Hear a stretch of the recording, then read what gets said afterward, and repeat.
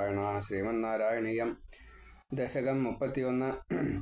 2 ദശകങ്ങളിലായിട്ട് വാമനാവതാര ചരിതം പറയണു. 20 ശ്ലോകം 10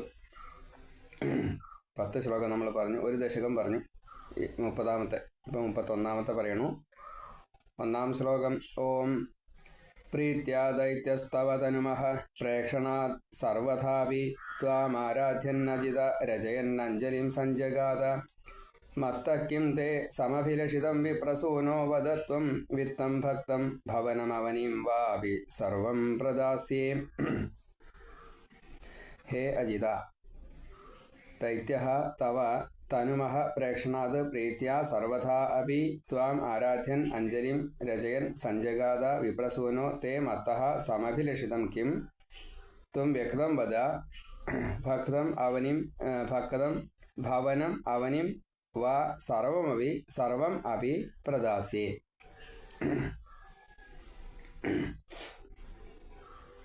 ഹേ അജിത, അല്ലയോ ഭഗവാനെ, ദൈത്യഃ ഈ ബലി മഹാബലി തവ തനുവിൻ്റെ സൗന്ദര്യം, ഈ ശരീരത്തിൻ്റെ വാമനമൂർത്തിയായിട്ടാണ് അവിടെ ചെന്നത്, ഔപനച്ചുണ്ണിയായിട്ട്. അപ്പോൾ ആ ഔപനച്ചുണ്ണിയോടുകൂടി അനവധി ആൾക്കാർ പിന്നിൽ ഉണ്ട്. എല്ലാവരെയും കൂടി കണ്ടപ്പോൾ എന്തൊരു മഹത്വമാണ് ഈ ഉണ്ണിക്ക് എന്ന് ഇങ്ങനെ ചിന്തിച്ചു. സൗന്ദര്യമാണെന്ന് വെച്ചാൽ എത്രയോ ചോദിച്ചാൽ നിശ്ചല പ്രായം, കൗതുകം ഉണർത്തുന്ന പ്രായമാണ്. 5 വയസ്സ്, 6 വയസ്സ്, 7 വയസ്സിൻ്റെ താഴെയുള്ള 4-5 വയസ്സേ ആയിട്ടുള്ളൂ. എന്തായാലും ഉപനച്ചുണ്ണിയായിട്ടാണ് പോകുന്നത്. ഭഗവാന്റെ അവതാരമാണ്, സൂര്യൻ്റെ തേജസ്സാണ്, സനകാദി മഹർഷിമാരുടെ പ്രഭയാണ്. അപ്പോൾ ആ ഉണ്ണിയെ കണ്ടു കഴിഞ്ഞപ്പോൾ വളരെയധികം പ്രീതിയുണ്ടായി, സന്തോഷമുണ്ടായി മഹാബലിക്ക്. ചക്രവർത്തിയാണ്, ഒരു 100-ാമത്തെ യാഗം ചെയ്യുകയാണ്. യാഗസമയത്ത് ഇങ്ങനെ ഉപനച്ചുണ്ണികൾക്ക് ദാനം കൊടുക്കുന്നത് വളരെയധികം മേന്മയാണ്. അപ്പോൾ അത് കണക്കാക്കിക്കൊണ്ട് ഇങ്ങനെ ഒരു ഉണ്ണിയെ കിട്ടിയല്ലോ ദാനം കൊടുക്കാനായിട്ട്. അപ്പോൾ അത് സന്തോഷത്തോടു കൂടി ഇരിക്കുക. എല്ലാ അർത്ഥത്തിലും സർവഥാ അഭി ത്വാം ആരാധ്യൻ, ഭഗവാനെ അങ്ങയെ നന്നായിട്ട് ആരാധിച്ചു. ഇത് പറയുന്നത് മേൽപ്പത്തൂരാണ്. മേൽപ്പത്തൂര് ശ്രീകൃഷ്ണ ഭഗവാനോട് ആ അമ്പലത്തിന് മുമ്പിൽ ഇരുന്നിട്ട് പറയുകയാണ്. ആ ബലി അഞ്ജലിം രചയൻ സഞ്ജഗാത, നല്ലോണം കൈകൂപ്പിക്കൊണ്ട് എന്നിട്ടോ പറഞ്ഞു. ബഹുമാനം, അതേപോലെ ഉള്ളിലുള്ള സ്തുതി, വേദസാരത്തോടു കൂടിയിട്ടുള്ള സ്തുതി, ഈശ്വരനെ ഒന്നിനെ സ്മരിച്ചു. ഇതൊരു ഭാഗ്യം തന്നെയാണ്. ഇങ്ങനെ തേജസ്സുള്ളതായിട്ടൊരു ഉണ്ണി അനുഗ്രഹിക്കാൻ വേണ്ടിയിട്ട് വരികയാണ്. അത് ഭഗവാനാണെന്ന് അറിഞ്ഞുകൊണ്ടല്ല, മറിച്ച് ഈ ഉണ്ണിക്ക് കൊടുത്തു കഴിഞ്ഞാൽ ഭഗവത് അനുഗ്രഹം കിട്ടും എന്ന നിലയ്ക്ക് കണക്കാക്കിയിട്ടാണ്. അതാണ് അഞ്ജലിം രചയൻ സഞ്ജഗാത. എന്നിട്ട് പറയുകയാണ്, വിപ്രസൂനോ ബ്രാഹ്മണകുമാര, തേ മത്തഃ, തേ അങ്ങ്, മത്തഃ എന്നിൽ നിന്ന് എന്നാണ്. മത്തഃ ഞാൻ എന്താ അങ്ങേക്ക് തരേണ്ടെന്ന് നിലയ്ക്ക്, മത്തഃ എന്നിൽ നിന്ന്, സമഭിലഷിതം കിം എന്താണോ ആഗ്രഹിക്കുന്നത്, ത്വം വ്യക്തം വദ അങ്ങ് നന്നായിട്ട് തന്നെ പറഞ്ഞോളൂ. ഭക്തം, ഭുക്തമാണോ വേണ്ടത്, ആഹരിക്കാനുള്ളത്, അതാണ് ഭക്തം. ഒരു നേരത്തേക്കുള്ളതല്ല, അതിന് ഭുക്തന്നേ വേണ്ടു. ഒരു നേരത്തേക്കുള്ള പോരാ. ഇത് എന്താണോ ജീവിതകാലം മുഴുവൻ ആഹരിക്കാൻ വേണ്ടത് അത് മുഴുവൻ ഞാൻ തരാം, അതിനുള്ള വക തരാം. അപ്പോൾ സ്ഥായി ആയിട്ട് എല്ലാ ദിവസവും കൊടുത്താൽ മതി, അതൊക്കെ തരാം. ഭവനം, വീടാണോ വേണ്ടത്, അവനും ഭൂമിയാണോ വേണ്ടത്, സർവമപി പ്രദാസേ ഞാൻ എല്ലാം തന്നോളാം. അപ്പം ഇങ്ങനെ എല്ലാ അർത്ഥത്തിലും ഭഗവാൻ ആണ് വന്നത് എന്ന് അറിയാതെ കൊണ്ട് തന്നെ കുറച്ചൊരു ഭഗവാനായി കണ്ടുകൊണ്ട് അത്രയും ബഹുമാനത്തോടു കൂടിയിട്ട് ഈ മഹാബലി കൂപ്പുകൈയോട് കൂടിയിട്ട്, ബ്രാഹ്മണകുമാര അങ്ങ് എന്താണോ ആഗ്രഹിക്കുന്നത് അത് മുഴുവൻ ഞാൻ തന്നോളാം. അപ്പോൾ തൻ്റെ കയ്യിലുള്ള മുഴുവൻ കൊടുക്കാം എന്നുള്ളൊരു വ്യംഗ്യം അവിടെ ആ വാക്കിൽ വന്നു. താൻ സർവശ്രേഷ്ഠനാണ്, അതുകൊണ്ട് തനിക്ക് എല്ലാം തരാൻ സാധിക്കും എന്നൊരു അഹം അവിടെ മറ്റൊരു അർത്ഥത്തിൽ വന്നു. അപ്പം ഈ അഹംബോധം, അഹങ്കാരം വന്നു കഴിഞ്ഞാൽ അത് വലിയ പ്രശ്നമാണ്, പ്രത്യേകിച്ച് ഇങ്ങനത്തെ സന്ദർഭങ്ങളിൽ. അപ്പം അത് കുറച്ചൊരു ആ രീതിയിലാണ് ആ വാക്ക് വന്നത്. അതും ഭഗവാന്റെ ആഗ്രഹമുണ്ട്. കാരണം ഇങ്ങനെയൊക്കെ പറഞ്ഞാലേ നിസ്സനാക്കാൻ പറ്റൂ. അതുകൊണ്ടാ പ്രീത്യാ ദൈത്യസ്തവ തനുമഹ പ്രേക്ഷണാൽ സർവഥാവി ത്വാമാരാധ്യന്നജിത രചയന്നഞ്ജലിം സഞ്ജഗാത മത്തക്കിം തേ സമഭിലഷിതം വിപ്രസൂനോ വദത്വം വിത്തം ഭക്തം ഭവനം അവനിം വാഭി സർവം പ്രദാസ്യേ. ഹേ അജിത, ദൈത്യ തവ തനുമഹ പ്രേക്ഷണാത് പ്രീത്യാ സർവഥാ അപി ത്വാം ആരാധ്യൻ അഞ്ജലിം രചയൻ സഞ്ജഗാത. വിപ്രസൂനോ തേ മത്തഃ സമഭിലഷിതം കിം ത്വം വ്യക്തം വദ ഭക്തം ഭവനം അവനിം വാ സർവമപി പ്രദാസ്യേ. അല്ലേ? ഇനി പദച്ഛേദം. പ്രീത്യാ ദൈത്യഃ തവ തനുമഃ പ്രേക്ഷണാത് സർവഥാ അപി ത്വാം ആരാധ്യൻ അജിത രചയൻ അഞ്ജലിം സഞ്ജഗാത. മത്തഃ കിം തേ സമഭിലഷിതം വിപ്രസൂനോ വദ ത്വം വിത്തം ഭക്തം ഭവനം അവനിം വാ അപി സർവം പ്രദാസ്യേ. ഇങ്ങനെ പദച്ഛേദം. അപ്പോൾ ആരാലും ജയിക്കപ്പെടാൻ കഴിയാത്തതായിട്ടുള്ള അജിതനായിട്ടുള്ള ഭഗവാനോട് മേൽപ്പത്തൂർ പറയാണ്, ഈ അസുര ചക്രവർത്തിയായിട്ടുള്ള മഹാബലി ആ ഉപനച്ചുണ്ണിയുടെ ആ മഹാവിഷ്ണുവിൻ്റെ ശരീരകാന്തി കണ്ടുകൊണ്ട്, കൗതുകം കണ്ടുകൊണ്ട് വളരെയധികം പ്രീതനായി ഈ 100ാമത്തെ യാഗത്തിൽ അവിടെ ഉപനച്ചുണ്ണിക്കൊരു ദാനം ചെയ്യാച്ച വലിയ സന്തോഷമാണ്.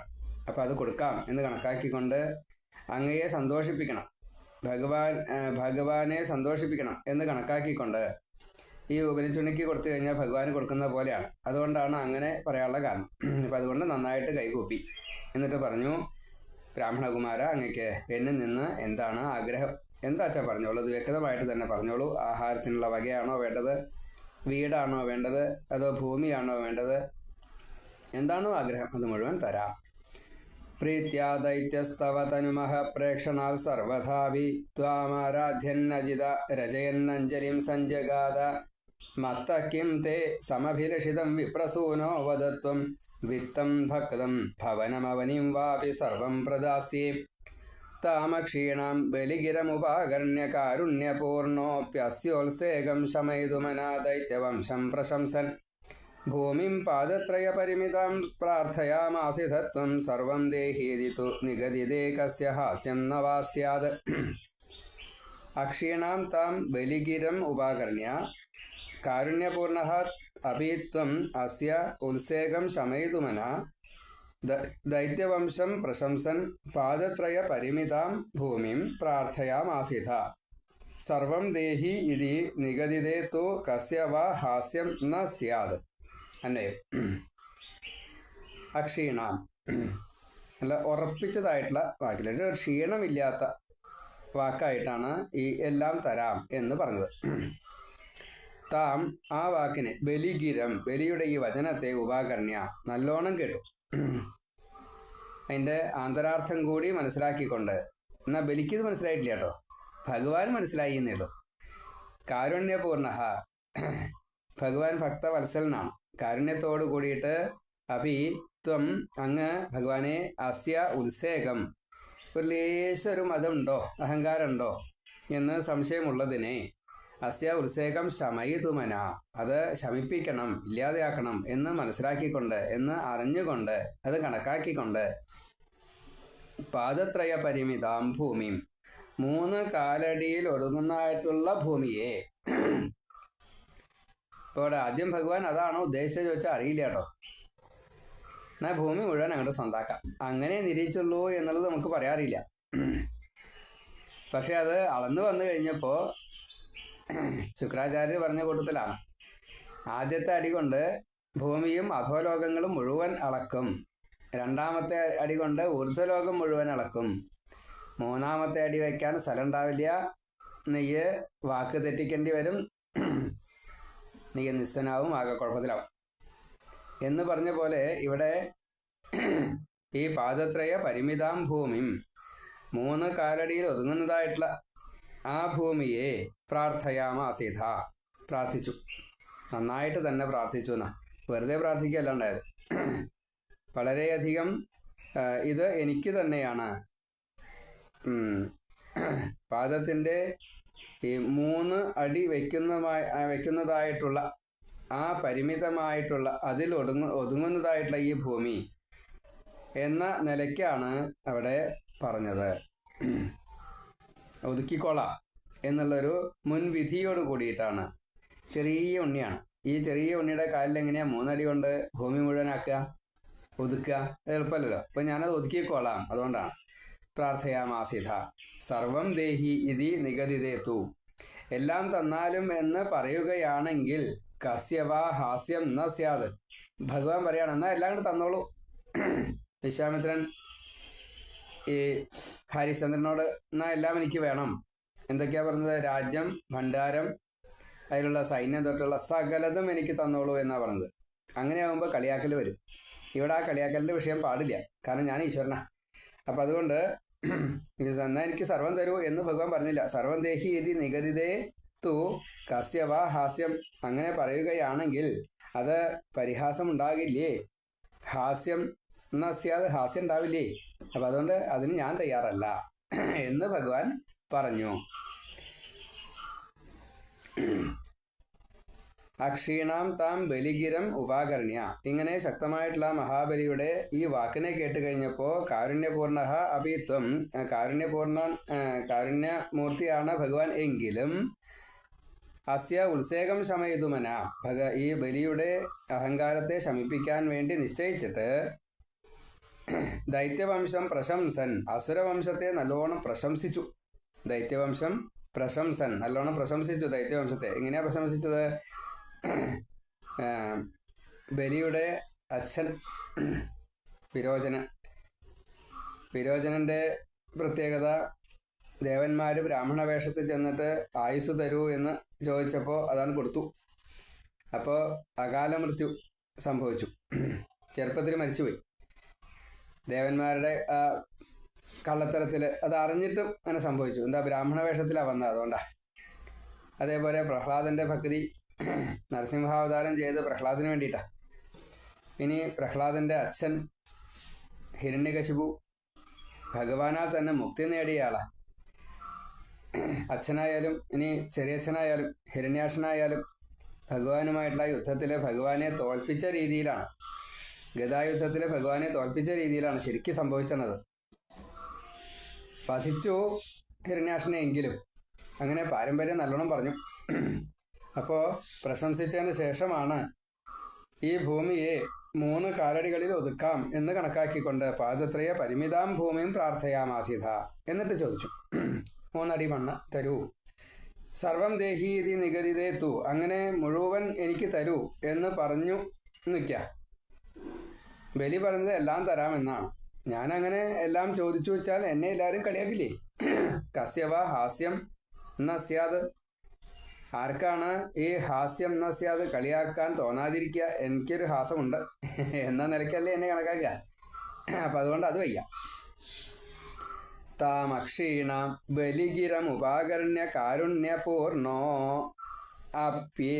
അപി അസ്യ ഉത്സേകം ശമയിതുമനാദൈത്യവംശം പ്രശംസൻ ഭൂമിം പാദത്രയ പരിമിതാം പ്രാർത്ഥയാമാസിതത്വം സർവം ദേഹീതി തു നിഗദിതേ കസ്യ ഹാസ്യം ന വാ സ്യാത്.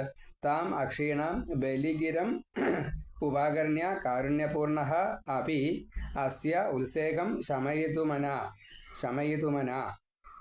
ദൈത്യവംശം പ്രശംസൻ ഭൂമിം പാദത്രയ പരിമിതാം പ്രാർത്ഥയാമാസിത ത്വം സർവം ദേഹീതി തു നിഗദിതേ കസ്യ ഹാസ്യം ന വാ സ്യാത്. താമക്ഷീണാം ബലിഗിരം ഉപാകർണ്യ കാരുണ്യപൂർണോപ്യസ്യോത്സേകം ശമയിതുമനാ ദൈത്യവംശം പ്രശംസൻ ഭൂമിം പാദത്രയ പരിമിതാം പ്രാർത്ഥയാമാസിതത്വം സർവം ദേഹീതി തു നിഗദിതേ കസ്യ ഹാസ്യം ന വാ സ്യാത്. ഈ 3-ാമത്തെ ശ്ലോകം. വിശ്വേശം മാം ത്രിപദമിഹ കിം യാജസേ ബാലിശസ്ത്വം സർവാം ഭൂമിം വൃണു കിമമുനേത്യാലഭത്വാം സദൃപ്യൻ യസ്മാദ്ദർപ്പാൽ ത്രിപദ പരിപൂർത്യക്ഷമ ക്ഷേപവാദാൻ ബന്ധം ചാസാവാഗമതദർഹോപി ഗാഠോപശാന്തി ത്വം ബാലിശഃ. ഇത് കേട്ട് കഴിഞ്ഞപ്പോൾ ആ ബലി മഹാവിഷ്ണുവായിട്ടുള്ള വാമനമൂർത്തിയായിട്ടുള്ള ഈ ചെറിയ ഉപനിച്ചുണ്ണിയോട് പറയാണ്, ത്വം ബാലിശഃ, അങ്ങ് ബുദ്ധിയില്ലാത്ത കുട്ടിയാണ്. വിശ്വേശം മാം, വിശ്വേശ്വരനായിട്ടുള്ള മാം എന്നോട്, ഇഹ ഇവിടെ ത്രിപദം 3 അടി മണ്ണ് യാജസേക്കും യാചിക്കുകയാണോ? വിശ്വത്തിൻ്റെ ഈശ്വരനായിട്ടുള്ള ഞാൻ ബലി ഇപ്പോൾ അങ്ങ് ഉപനിച്ചുണ്ണിയായി വന്നിട്ട് ഈ യാഗഭൂമിയിൽ വെച്ചിട്ട് യാഗം സമാപിക്കുന്ന സമയത്ത് ദാനം കൊടുക്കുന്ന വലിയ മെച്ചമാണ്, വലിയ ഗുണമാണ്. അപ്പോൾ ആ ഗുണത്തെ അങ്ങ് ഇത്ര നിസ്സാരമായിട്ട് കാണുകയാണോ? അങ്ങ് ബാലിശമാണ് ഇപ്പോൾ പ്രവർത്തിക്കുന്നത്. ഈ വാക്ക് ശരിയല്ല. അങ്ങക്ക് എന്നേക്കും വേണ്ടത് എന്നിൽ നിന്നും സ്വീകരിക്കുകയാണ് വേണ്ടത്. അതിന് കാരണമുണ്ട്. ചക്രവർത്തിയായിട്ടുള്ള എന്നിൽ നിന്നും സ്വീകരിച്ചിട്ട് പിന്നെ വേറൊരാളോട് യാചിക്കുന്നത് തെറ്റാണ്. അതെനിക്ക് അപമാനമാണ്. അപ്പോൾ അതുകൊണ്ടാണ് അങ്ങ് ബാലിശനാണ്. ശരിയല്ല അങ്ങയുടെ തീരുമാനം. വിശാലമായിട്ട് ചിന്തിക്കൂ, ദീർഘവീക്ഷണത്തോടു കൂടി ചിന്തിക്കൂ. വിശ്വേശ്വരനായിട്ടുള്ള എന്നോട് ഇഹ ത്രിപദം യാജസേക്കും, ഈ 3 അടി മണ്ണ് യാചിക്കുകയാണോ? അമുനാക്കും ഇതി സഹ, ഇതുകൊണ്ട് എന്തൊരു പ്രയോജനമാണ് എന്ന് ആ മഹാബലി, ഏത് മഹാബലി? വിശ്വേശ്വരനാണ് എന്ന അഹങ്കാരമുള്ളതായിട്ടുള്ള ആ മഹാബലി ദ്രപ്യൻ, അഹങ്കരിക്കുന്നതായിട്ട് ത്വാം, അങ്ങയോട് ആലപത്, നന്നായിട്ട് തന്നെ പറഞ്ഞു. നല്ല വാക്കുകളെ കൊണ്ട് ആലങ്കാരികമായിട്ട് ഭഗവാനെ കുറച്ചൊരു നിന്ദയോട് കൂടിയിട്ട്, അതാണ് അങ്ങയുടെ വാക്ക് ശരിയല്ല എന്ന് പറയാൻ കാരണം. അങ്ങനെയുള്ള ആ ബലിയുടെ ഈ അഹങ്കാരം അസൗ അതദർഹ അപി, ഇതിന് അർഹനല്ല എങ്കിലും, അതദർഹ അപി, ഈ ബലി ഇതിന് അർഹനല്ല എങ്കിലും, യസ്മാത്, യാതൊരു ദർപ്പത്, അഹങ്കാരം നിമിത്തം, ത്രിപദ പരിപൂർത്തി അക്ഷമ, ഈ 3 അടി മുഴുപ്പിക്കുവാൻ തന്നെ സാധിക്കാത്തവനായിട്ട്, ക്ഷമത ഇല്ലാത്തവൻ. അവിടെ ക്ഷമ എന്നുള്ളത്, ക്ഷമ എന്നുള്ള തിദിക്ഷ എന്നോ അല്ലെങ്കിൽ സഹനശക്തി എന്നോ അല്ലെങ്കിൽ അത് ക്ഷമിക്കുക എന്നുള്ള അർത്ഥമല്ല. ക്ഷമത ഇല്ലായ്മ, അതിൻ്റെ കഴിവില്ലായ്മ. ത്രിപദ പരിപൂർത്തി, അതിന് അക്ഷമനായിട്ടുള്ള, ക്ഷേമമില്ലാത്തവൻ. അപ്പോൾ ഈ 3 അടി മണ്ണ് കൊടുക്കാൻ പോലും കഴിവില്ലാത്തവനായിട്ടുള്ള ഈ മഹാബലി ത്രിപദ പരിപൂർത്തി അക്ഷമഃ ക്ഷേപവാദാൻ, അധിക്ഷേപവാക്കുകളെയും ഗാഠ ഉപശാന്തി, നല്ലവണ്ണം ഇല്ലാതാക്കുവാൻ വേണ്ടിയിട്ട്. അതായത് ഇവിടെ ബലി ഇങ്ങനെ കുറച്ചൊരു അധിക്ഷേപം പറഞ്ഞുവല്ലോ. ഇനി ഭഗവാൻ അങ്ങോട്ടും കുറെ പറയുന്നുണ്ട്. പക്ഷേ ഈ അധിക്ഷേപങ്ങൾ ഭഗവാനും ഭക്തനും എന്ന നിലയ്ക്ക് അത് രണ്ടും ന്യൂട്രായിട്ട് പോവും, രണ്ടും കാണാല്ലാണ്ടേ പോവും. ഭക്തിയുടെ പാരമ്യതയും കാണും, ഭഗവാന്റെ ഭക്തവാത്സല്യത്തിൻ്റെ പാരമ്യതയും കാണും. അപ്പോൾ ഇവിടെ ത്രിപദ പരിപൂർത്തി അക്ഷമഃ ക്ഷേപവാദാൻ ഗാഠ ഉപശാന്തി, ഇങ്ങനെയുള്ള ഈ 3 അടി മണ്ണ് യാചിച്ചപ്പോൾ അത് കൊടുക്കാൻ പോലും കഴിയാത്തതായിട്ടുള്ള ആ ബലി അധിക്ഷേപ വാക്കുകളെ നല്ലവണ്ണം പറഞ്ഞു കഴിഞ്ഞപ്പോൾ അതിനെ ഇല്ലാതെയാക്കാൻ വേണ്ടിയിട്ട്, ഗാഠ ഉപശാന്തി, നല്ലവണ്ണം അത് തീർത്തും ഇല്ലാതെയാക്കുവാൻ വേണ്ടിയിട്ട്, ബന്ധം ച അഗമത്, ബന്ധത്തെയും പ്രാപിച്ചു. അപ്പോൾ ഈ അഹങ്കാരം ഇല്ലാണ്ടാവണം. അഹങ്കാരം ഇല്ലാണ്ടാവാൻ വേണ്ടിയിട്ട് എന്താ വേണ്ടത്? അന്ധകരണ ശുദ്ധി നേടുക തന്നെ വേണം. അന്ധകരണ ശുദ്ധി നേടാൻ വേണ്ടിയിട്ട് എന്താ വേണ്ടത്? എന്തൊക്കെ അധിക്ഷേപ വാക്കുകൾ പറഞ്ഞാലും ശരി, അതിനെയെല്ലാം ആ വാക്കുകളുമായിട്ട് യാതൊരു ബന്ധമില്ലാത്ത രീതിയിൽ മനസ്സ് ശുദ്ധമാവണം ബലിയുടെ. അപ്പം അതിനു വേണ്ടിയിട്ട് ചില സൂത്രവഴികളുണ്ട്. ആ സൂത്രവഴികളിലൂടെ ഭഗവാൻ സഞ്ചരിക്കും ഇനി. അപ്പം അത് മുൻവിധിയോട് കൂടിയിട്ട് ഇന്ന പ്രകാരത്തിലാവാമെന്ന് നിശ്ചയിച്ചിട്ടുണ്ട്. ആ നിശ്ചയിച്ചതിനെ അനുസരിച്ചാണ് ക്രമേണയായിട്ട് ഓരോ കാര്യങ്ങളും നടക്കുന്നത്. അതാണ് വിശ്വ ഈശം മാം ത്രിപദം ഇഹ കിം യാജസേ ബാലിശഃ ത്വം സർവാം ഭൂമി വൃണു കിം അമുനേ ഇതി ആലപത്വാം സ ദൃപ്യൻ യസ്മാത് ദർപ്പാത് ത്രിപദ പരിപൂർത്തി അക്ഷമ ക്ഷേപവാദൻ ബന്ധം ച അസൗ അഗമത് അതദർഹ അപി ഗാഠ ഉപശാന്തിയൈ. പദച്ഛേദം. ത്വം ബാലിശഃ വിശ്വേശം മാം ഇഹ ത്രിപദം യാജസേ കിം അമുനാ കിം ഇതി സഹ ദൃപ്യൻ ത്വാം ആലപത് അസൗ അതദർഹ അപി യസ്മാത് ദർപ്പാത് ത്രിപദ പരിപൂർത്തി അക്ഷമ ക്ഷേപവാദാൻ ഗാഠ ഉപശാന്തിയൈ ബന്ധം ച അഗമത്. അല്ലേ? ഭഗവാനെ അങ്ങ് ഭഗവാൻ നല്ല ഉപനിഷനോട് ബലി പറയുകയാണ്, അങ്ങ് ബുദ്ധിയില്ലാത്ത കുട്ടിയാണ്, വേണ്ടത്ര വിചാരമില്ലാത്ത കുട്ടിയാണ്. ത്രിലോകാധിപനായിട്ടുള്ള എന്നോട് ഇവിടെ 3 അടി മണ്ണ് യാചിച്ചാൽ പോരാ, അങ്ങനെ യാചിച്ചാൽ മതിയോ? ഇതുകൊണ്ട് എന്താ പ്രയോജനം ഉണ്ടാവുക? ഇങ്ങനെ ആ മഹാബലി കുറച്ചൊരു അഹങ്കാരത്തോട് കൂടിയിട്ട് ഈ വാക്കുകളെ പറഞ്ഞു കഴിഞ്ഞപ്പോൾ, ഈ അഹങ്കാരം ഇല്ലാത്തതാണ് എങ്കിലും ഇവൻ ഇതിന് അർഹനല്ല എങ്കിലും, അതദർഹ അഭി, ഒട്ടും അർഹത ഇല്ലാത്തവനാണ് എങ്കിലും, യാതൊരു അഹങ്കാരം കാരണമാണോ ഈ 3 അടി മുഴുവനും ദാനം ചെയ്യാൻ സാധിക്കാത്തതായിട്ടുള്ള ഈ മഹാബലി ആ അധിക്ഷേപ വാക്കുകളെ പറഞ്ഞുവെങ്കിലും അതിനെ ഒട്ടും തന്നെ നെഗറ്റീവ് അല്ലാതെ കണ്ട് പോസിറ്റീവായിട്ട് എടുക്കുവാൻ വേണ്ടിയിട്ട്, ഈ അധിക്ഷേപത്തെ മുഴുവൻ ഇല്ലാണ്ടാക്കുവാൻ വേണ്ടിയിട്ട്, പരിശുദ്ധി കൊടുക്കുവാൻ വേണ്ടിയിട്ട്, മനഃശുദ്ധി കൊടുക്കുവാൻ വേണ്ടിയിട്ട് ഈ പറഞ്ഞതായിട്ടുള്ള എല്ലാ പ്രവൃത്തികളെയും, വാക്കാലും അല്ലെങ്കിൽ മറ്റ് പ്രവൃത്തികളൊക്കെ അതുമായിട്ടൊരു ബന്ധമില്ലാത്ത, കർമ്മബന്ധമില്ലാത്ത രീതിയിൽ അതിനെ ആക്കാൻ വേണ്ടിയിട്ട് ഭഗവാൻ നിശ്ചയിച്ചു. ഇപ്പം ഈ ചെയ്യുന്ന കർമ്മമുണ്ടല്ലോ, കർമ്മബന്ധം വരാത്ത രീതിയിൽ ബലിയെ രക്ഷിക്കണം എന്ന് ഭഗവാൻ നിശ്ചയിച്ചു. അതാണ് വിശ്വേശം മാം ത്രിപദമിഹ കിം യാജസേ ബാലിശസ്ത്വം സർവാം ഭൂമിം വൃണു കിമമുനേത്യാലപത്വാം സദൃപ്യൻ യസ്മാദർപ്പാത് ത്രിപദ പരിപൂർത്യക്ഷമ ക്ഷേപവാദാൻ ബന്ധം ച അസൗ അഗമത് അതദർഹ അഭി ഗാഢോപശാന്തി. ഇങ്ങനെ 3-ാമത്തെ ശ്ലോകം. ഇനി 4-ാമത്തെ ശ്ലോകം. പാദത്രയായതിനു യതി ന മുദിതോ വിഷ്ടഭൈർനാപി തുഷ്യേത് ഇത്യുക്തേസ്മിൻ വരദ ഭവതേ ധാതു കാമേധതോയം ദൈത്യാചാര്യസ്തവ ഖലു പരീക്ഷാർത്ഥിനഃ പ്രേരണാത്തം മാമാദേയം ഹരി അയമിതി വ്യക്തമേവാവഭാഷേ. അപ്പോൾ യഥാർത്ഥത്തിലുള്ള ഗുരു ഇങ്ങനെയാണ് വേണ്ടത്. ശിഷ്യന് എപ്പോഴെങ്കിലും ഒരു അബദ്ധം പറ്റിയെങ്കിൽ ആ അബദ്ധത്തിൽ നിന്ന് ഗുരു ശിഷ്യനെ ഉയർത്തണം. അതിനെന്താണോ വേണ്ടത് അത് കൊടുക്കണം എന്നാണ്. ഗുരുശിഷ്യ ബന്ധം ഇവിടെ നല്ലോണം പരീക്ഷിക്കപ്പെടുന്നുണ്ട്.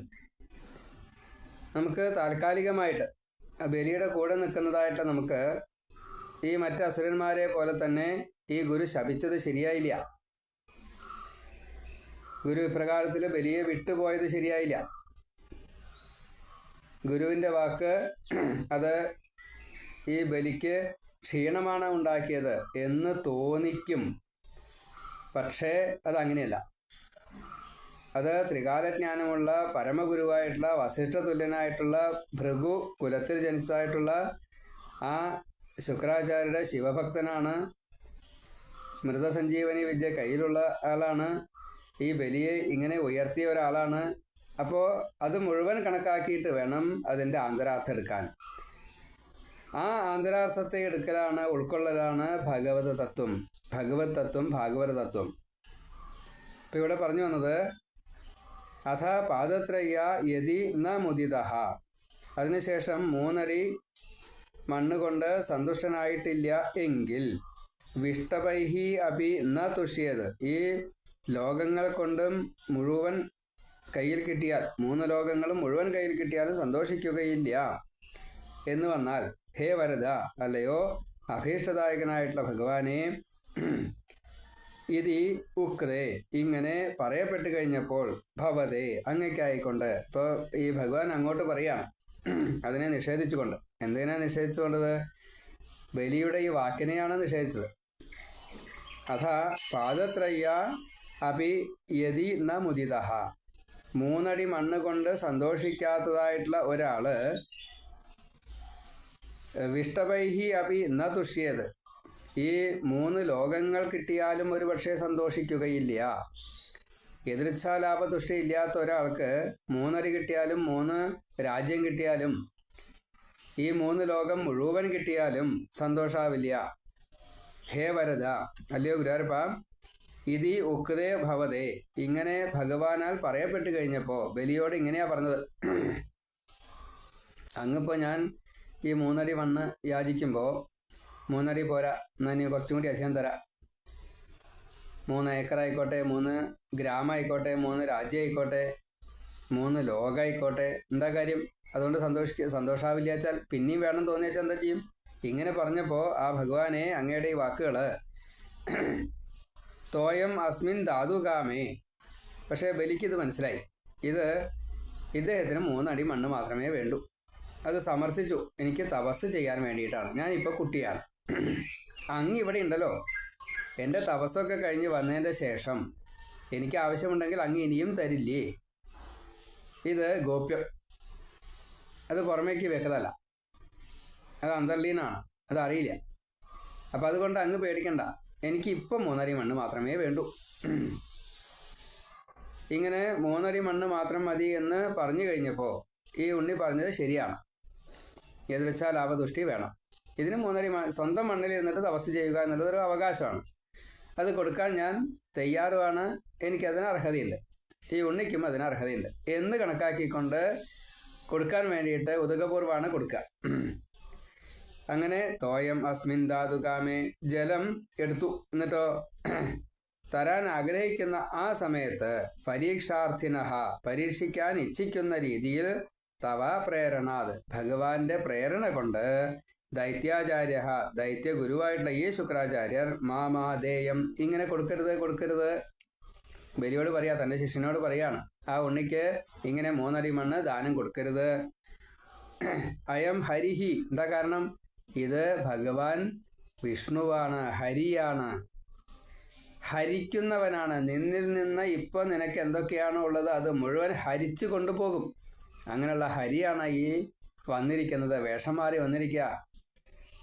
ദേവാനാം കാര്യസാധക, ദേവന്മാരുടെ കാര്യസാധകനായിക്കൊണ്ടാണ് ഇപ്പോൾ വന്നിരിക്കുന്നത്. അസുരനായിട്ടുള്ള നിന്നെ മുഴുവൻ വഞ്ചിച്ചുകൊണ്ട് നിന്നിൽ നിന്നും മുഴുവൻ ഊറ്റിക്കൊണ്ടുപോകും. ഒന്നും നിനക്കുണ്ടാവില്ല, നീ നിസ്വനായി തീരും. അതുകൊണ്ട് ഈ ദാനം കൊടുക്കരുത്. ഇതി തം വ്യക്തമേവ ആവഭാഷേ ഖലു, ഇങ്ങനെ ബലിയോട് വളരെ തെളിച്ച് തന്നെ പറഞ്ഞു. ഇത് വിഷ്ണുവാണ്. വിഷ്ണുവിന് ദാനം നീ കൊടുക്കണ്ട. വിഷ്ണു ദേവപക്ഷക്കാരനാണ്, നീ അസുരപക്ഷത്തിലാണ്. നീ മഹാദേവനാച്ചാ കൊടുത്തോ. മഹാദേവൻ ചതിക്കില്ലേ? വിഷ്ണു ചതിക്ക് ഉറപ്പാ. നിന്നെ ഹരിച്ചു കൊണ്ടുപോകും, ഒന്നുമില്ലാത്തവനാക്കി തീർക്കും. അപ്പം അതുകൊണ്ട് അതിനുള്ള ദുഃഖപൂരിതമായിട്ടുള്ള ഈ കർമ്മത്തെ, ഈ ദാനത്തെ നീ ചെയ്യണ്ട. ഇതിൻ്റെ പരിണത ഫലം ദുഃഖമാണ്. അപ്പം അതുകൊണ്ട് അത് ചെയ്യണ്ട. അഥ പാദത്രയ യദി ന മുദിതഃ വിഷ്ടപൈഃ അപി ന തുഷ്യേത് ഹേ വരദ ഇതി ഉക്തേ ഭവതേ തോയം അസ്മിൻ ധാതുകാമേ പരീക്ഷാർത്ഥിനഃ തവ പ്രേരണാത് ദൈത്യാചാര്യഃ മാമാദേയം അയം ഹരിഃ ഇതി തം വ്യക്തം ഏവ അബഭാഷേ ഖലു. ഒരു ശ്ലോകം കൊണ്ട് വലിയൊരു കഥയാണ് അവിടെ പറഞ്ഞത്. അതിനുശേഷം 3 അടി മണ്ണ് കൊണ്ട് സന്തുഷ്ടനായിട്ടില്ല എങ്കിൽ 3 ലോകങ്ങൾ കൊണ്ടും സന്തോഷിക്കുകയില്ല എന്നത് അല്ലയോ അഭീഷ്ടദായകനായിട്ടുള്ള ഭഗവാനെ, അങ്ങ് ഇപ്രകാരം ആ ബലിയോട് പറഞ്ഞു കഴിഞ്ഞപ്പോൾ അങ്ങേക്കായിക്കൊണ്ട് ജലം എടുത്തു ഈ ഭൂമിയെ തരാൻ വേണ്ടിയിട്ട്, ദാനത്തെ പൂർത്തീകരിക്കാൻ വേണ്ടിയിട്ട്. ഇങ്ങനെ ദാനം കൊടുക്കാൻ വേണ്ടിയിട്ടാണ് തയ്യാറായി കഴിഞ്ഞ സമയത്ത് പരീക്ഷിക്കാൻ വേണ്ടിയിട്ട്, അങ്ങയെ പരീക്ഷിക്കാൻ വേണ്ടിയിട്ട് ആ ഗുരുവിനെ ഒന്നിങ്ങനെ പ്രേരിപ്പിച്ചു, ശുക്രാചാര്യനെ ഒന്ന് പ്രേരിപ്പിച്ചു. അപ്പോൾ ആ ശുക്രാചാര്യര് ഈ ബലിയോട് പറഞ്ഞു, കൊടുക്കരുത്, ഇവൻ ഹരിയാണ്, വിഷ്ണുവാണ്, ആളെ അറിഞ്ഞു കൊടുക്കണം എന്നാണ്. നെഗറ്റീവാണ് അവിടെ. ഇത് വിഷ്ണുവാണ്, അതുകൊണ്ട് നീ കൊടുക്കണ്ട എന്നാണ് പറഞ്ഞത്. അങ്ങനെയല്ല, ഇത് വിഷ്ണുവാണ്, നീ അറിഞ്ഞ് ദാനം ചെയ്യേ. വിഷ്ണുവാൽ തരപ്പെട്ടതാണ് ഇപ്പം നിനക്കുള്ളതൊക്കെ. അത് വിഷ്ണു വന്ന് ചോദിക്കുകയാണ്, ചോദിക്കാതെ കണ്ട് കൊടുക്കുകയാണ് വേണ്ടത്. അപ്പം നിനക്കത് പറ്റിയില്ല. വിഷ്ണു വന്നിട്ട് ചോദിച്ചാൽ അപ്പോൾ ദാനം കൊടുക്കണം, പിന്നെ സംശയിക്കരുത്.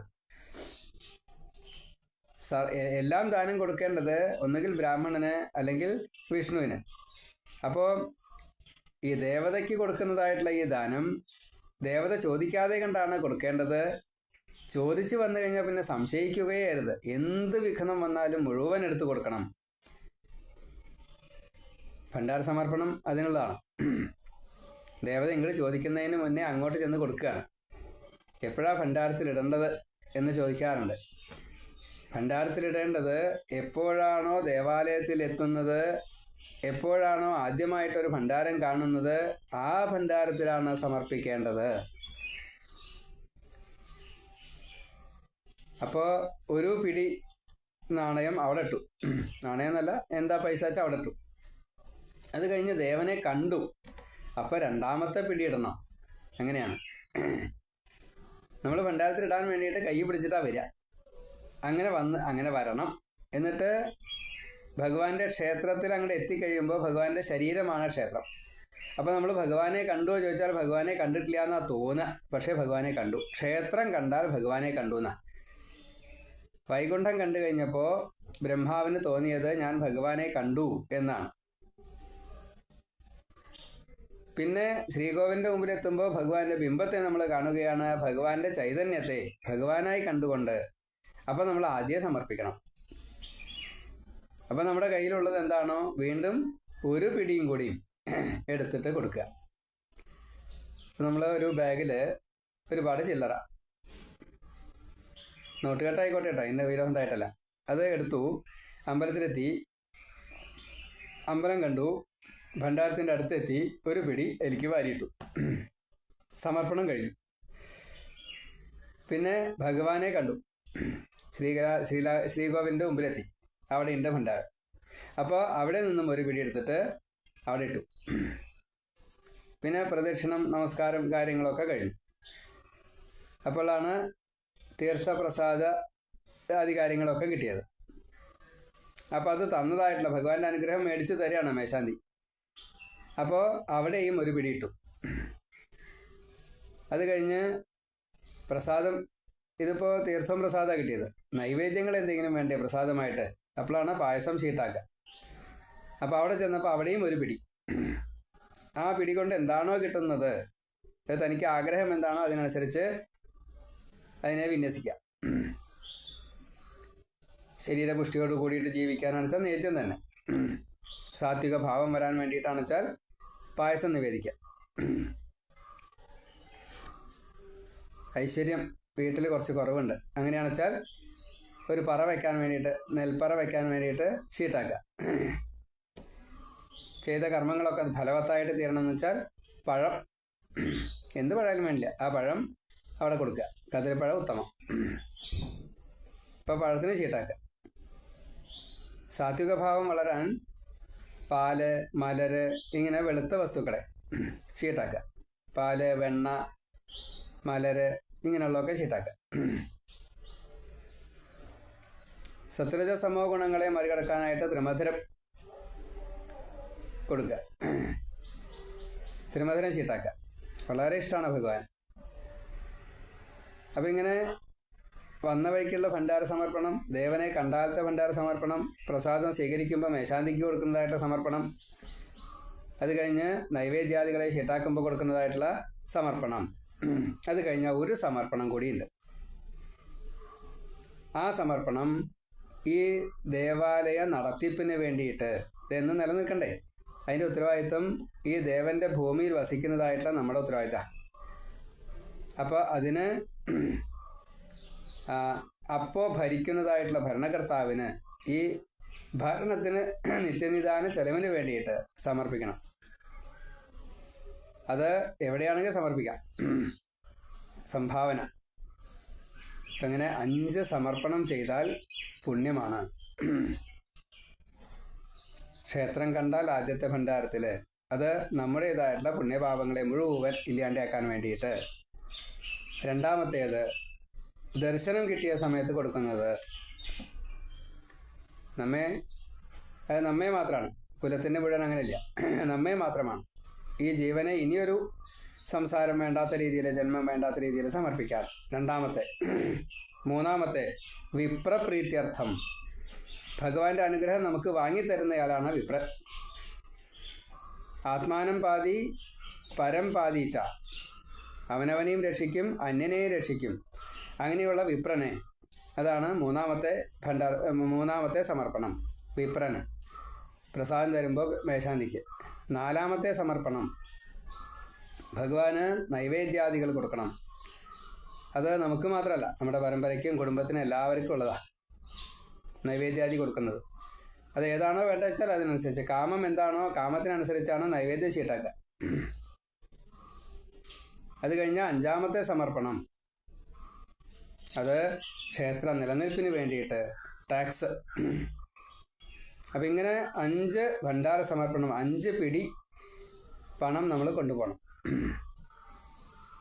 അത് ചില്ലറയിലും വേണ്ടില്ല, നോട്ടായാലും വേണ്ടില്ല. സംഖ്യ അറിയാതെ കണ്ട് വേണമെന്നാണ്. നമ്മൾ ഇത്ര എന്ന് നിശ്ചയിച്ചിട്ട് ആവരുത്. എണ്ണാപ്പണം എന്നുള്ള നിലയ്ക്ക് വേണം. അപ്പം നമ്മളെ കടങ്ങൾ മുഴുവനും തീരും. അപ്പം ഇവിടെ അറിഞ്ഞുകൊണ്ട് തന്നെയാണ് എന്ത് ചെയ്തത്? വളരെ അറിഞ്ഞുകൊണ്ട് തന്നെയാണ് ഈ ഗുരുവിനെ കൊണ്ട് പറയിച്ചത് ഭഗവാൻ. എന്താ പറയിച്ചത്? പരീക്ഷാർത്ഥിനഃ തവ പ്രേരണാത് ദൈത്യ ആചാര്യ. ഈ ഭഗവാൻ ഇങ്ങനെ പരീക്ഷിക്കാൻ വേണ്ടിയിട്ട് കണക്കാക്കിക്കൊണ്ട് അങ്ങയുടെ പ്രേരണ കൊണ്ട് ഗുരുവായിട്ടുള്ള ശുക്രാചാര്യരെ കൊണ്ട് മാമാദേയം കൊടുക്കരുത് എന്ന് പറഞ്ഞു. കാരണം എന്താ? അയം ഹരിഹി, എല്ലാം ഹരിക്കുന്നവനാണ്. ഇതി താം വ്യക്തമേവ അവഭാഷേ ഖലു, ഇങ്ങനെ വളരെ വ്യക്തമായിട്ട് നന്നായിട്ട് തന്നെ പറഞ്ഞുവല്ലോ. പാദത്രയ്യ യതി ന മുദിതഃ വിഷ്ടപൈഃ ന അപി തുഷ്യേത് ഇതി ഉക്തേ അസ്മിൻ വരദ ഭവതേ ധാതുകാമേ അഥ തോയം ദൈത്യ ആചാര്യഃ തവ ഖലു പരീക്ഷാർത്ഥിനഃ പ്രേരണാത്തം മാമാദേയം ഹരിഹി അയം ഇതി വ്യക്തം ഏവ ആബഭാഷേ. പദച്ഛേദം. അഥ പാദത്രയ യതി ന മുദിതഃ വിഷ്ടപൈഃ അപി ന തുഷ്യേത് ഹേ വരദ ഇതി ഉക്തേ ഭവതേ തോയം അസ്മിൻ ധാതുകാമേ പരീക്ഷാർത്ഥിനഃ തവ പ്രേരണാത് ദൈത്യാചാര്യഃ മാമാദേയം അയം ഹരിഹി ഇതി തം വ്യക്തം ഏവ ആബഭാഷേ ഖലു. പാദത്രയ യതി ന മുദിതോ വിഷ്ടപൈർനാപി തുഷ്യേത് ഇത്യുക്തേസ്മിൻ വരദ ഭവതേ ധാതുകാമേഥ തോയം ദൈത്യാചാര്യസ്തവ ഖലു പരീക്ഷാർത്ഥിന പ്രേരണാത്തം മാമാദേയം ഹരിഹി അയമിതി വ്യക്തമേവാബഭാഷേ. ഇങ്ങനെ 4ാമത്തെ ശ്ലോകം നമ്മൾ പറഞ്ഞു വെച്ചു. ഈ കേട്ടത് എല്ലാവർക്കും ഷെയർ ചെയ്യാൻ വേണ്ടിയിട്ട് പ്രാർത്ഥിക്കുന്നു. 31ാമത്തെ ദശകത്തിൽ വാമനാവതാര ചരിതം പറയുന്ന ഈ രംഗമാണ്. ഇനി നമുക്ക് അതിൻ്റെ ബാക്കിയുള്ള ഭാഗങ്ങൾ 5ാമത്തെ ശ്ലോകം തൊട്ട് നാളെ പറയാം, അടുത്തതിൽ പറയാം. സർവത്ര ഗോവിന്ദ നാമ സങ്കീർത്തനം. ഗോവിന്ദ ഗോവിന്ദ നാരായണ.